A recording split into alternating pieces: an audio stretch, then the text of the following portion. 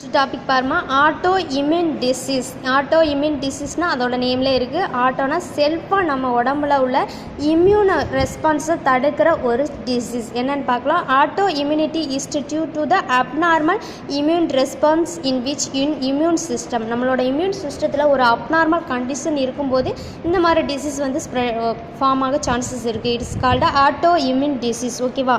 It's immune system fails to properly distinguish between செல்ஃபாக நம்ம உடம்புல வந்து என்ன செய்யுது, இம்யூன் ரெஸ்பான்ஸ் ப்ரொடியூஸ் பண்ணாமல் ஃபெயிலியர் ஆகிற ஒரு டைமில் பார்த்தீங்கன்னா இந்த ஆட்டோ இம்யூன் டிசீஸ் வந்து இருக்குது அப்படிங்கிறத சொல்லலாம். நெக்ஸ்ட் பாரு, self and non self and attacks its own body. So செல்ஃபாக இல்லைன்னா நான் செல்ஃபாக நம்ம உடம்புல இம்யூன் ரெஸ்பான்ஸை ப்ரொடியூஸ் பண்ணாத ஒரு இம்யூன் சிஸ்டம் இருக்குது. அந்த இம்யூன் சிஸ்டம் ஃபெயிலியர் ஆகிட்டு அப்படிங்கிற ஒரு கண்டிஷனில் வந்து இந்த மாதிரி டிசீஸ் வந்து ஃபார்ம் ஆகிருக்கு அப்படிங்கிறனா அவர் பாடி ப்ரொடியூசஸ் ஆன்டிபாடிஸ். ஸோ நம்ம ஆல்ரெடி நம்ம தெரிஞ்சதான் நம்மளோட பாடிஸ் வந்து எதை ப்ரொடியூஸ் பண்ணுது, ஆன்டிபாடிஸை ப்ரொடியூஸ் பண்ணி இம்யூன் ரெஸ்பான்ஸை வந்து ப்ரொவைட் பண்ணுது அப்படின்னு பார்க்கலாம்.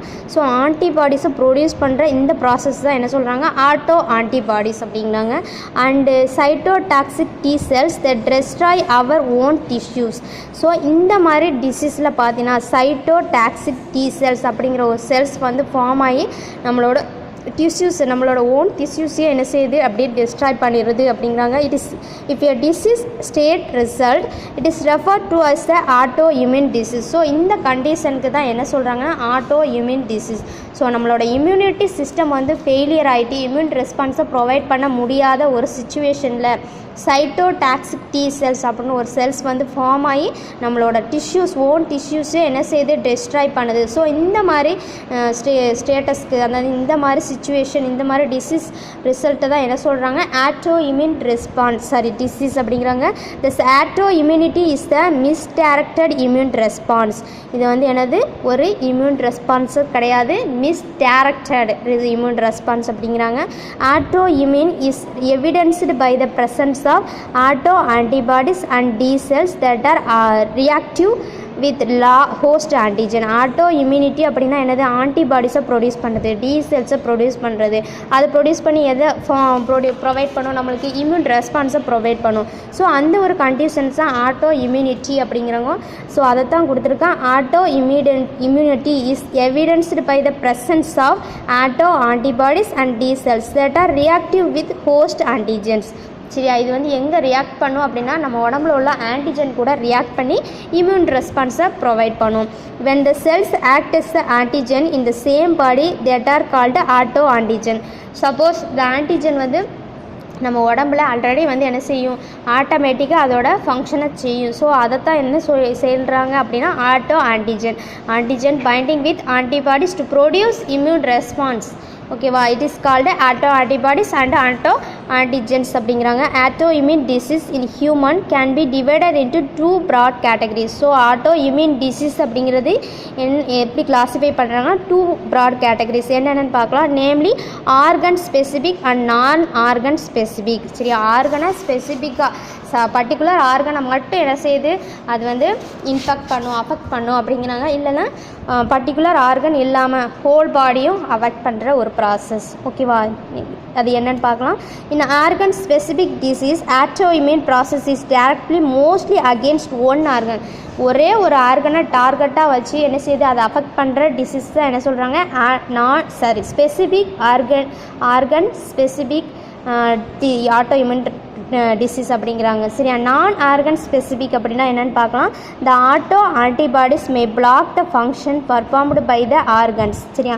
இதை வந்து என்ன சொல்கிறாங்கன்னா ஆர்கன் ஸ்பெசிஃபிக்கு தான் சொல்கிறாங்க. ஒரு ஸ்பெசிஃபிக்காக ஒரு ஆர்கனை என்ன செய்யுது, பிளாக் பண்ணுது, அதோட ஃபங்க்ஷனை வந்து பிளாக் பண்ணுது அப்படிங்கிறாங்க.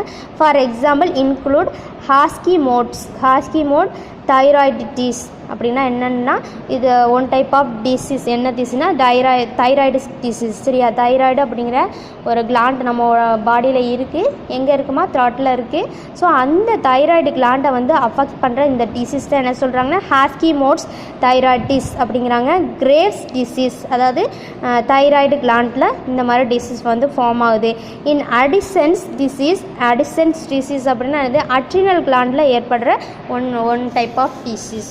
ஸோ பர்டிகுலராக ஒரு ஆர்கனை டார்கெட் பண்ணி அஃபெக்ட் பண்ணுற இந்த ஆட்டோ இம்யூன் டிசீஸை வந்து என்ன சொல்கிறாங்க அப்படின்னா ஸ்பெசிபிக் ஆர்கன் டிசீஸ் அப்படிங்கிறாங்க. ஸோ அதுக்கான எக்ஸாம்பிள் கொடுத்துருக்காங்க. Hashimoto's, thyroiditis and Graves disease. It's affect the thyroid gland. Next பார்த்தீங்கன்னா Addison's disease. It's affect the adrenal gland. Next பார்க்கலாம். இன் நான் ஆர்கானிக் ஸ்பெசிபிக், பர்டிகுலர் ஆர்கனை மட்டும் அஃபெக்ட் பண்ணாது. It's affect in the whole body. Disorders auto immune activity is widely spread throughout the body. So இந்த disease பார்த்தீங்கன்னா throughout the body எல்லாத்தையுமே என்ன செய்யும், affect பண்ணும். ஃபார் எக்ஸாம்பிள்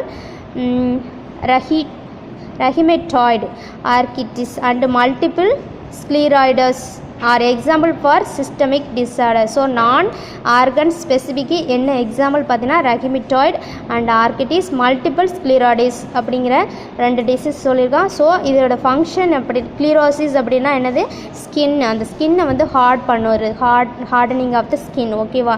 ரஹிமிட்டாய்டு ஆர்கிட்டிஸ் அப்படின்னா வேறு ஒன்றும் இல்லை, முடக்குவாதம் அப்படின்னு சொல்லுவாங்க தமிழில். சரியா. இன்ஃப்ளமேட்டரி டிஸார்டர், அதாவது ஒரு வீக்கம் மாதிரி ஏற்படும். எங்கன்னு பார்த்தீங்கன்னா ஜாயிண்ட், அதாவது லெக்கில், ஹேண்டில், அந்த மாதிரி இடத்துல என்ன செய்யுதும் கொஞ்சம் முடக்குவாதம் ஏற்படும், இல்லைனா வீக்கம் ஏற்படும். ஸோ இன்ஃப்ளமேட்டரி அப்படின்னா வீக்கம் அப்படின்னு சொல்லியிருக்கேன் ஆல்ரெடி. ஸோ இதாம்மா auto immune disease. That's all about. Thank you.